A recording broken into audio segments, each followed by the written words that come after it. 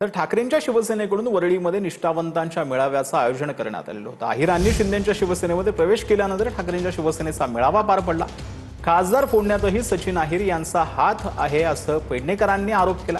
ठाकरेंसोबत येताना सचिन अहिर गद्दारी करूनच आले होते असं सुनील शिंदेंनी म्हटलं। नेहमीच सचिन भाऊ यांच्याबद्दल एक उपमा खूप प्रसिद्ध होती की जाऊ तिथे खाऊ असे आमचे सचिन भाऊ।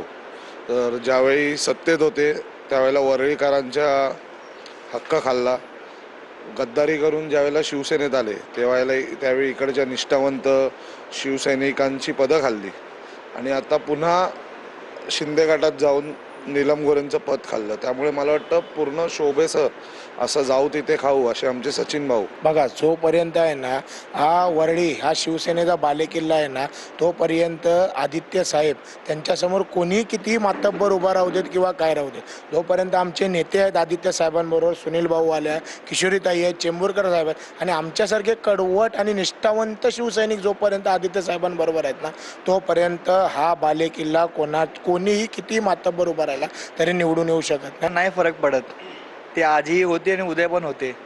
त्यांना जिथे जायचं आहे तिथे जावं। आम्ही सिद्धेश्वराच्या पाठीशी आहेत, सर्व शिवसेना सामान्य कार्यकर्त्यांसोबत आहात, आजही आहे, पुढे पण आहो आणि कायम राहू। आमच्यासाठी सचिन अहिर नावाचा कधी आमदारच नव्हता।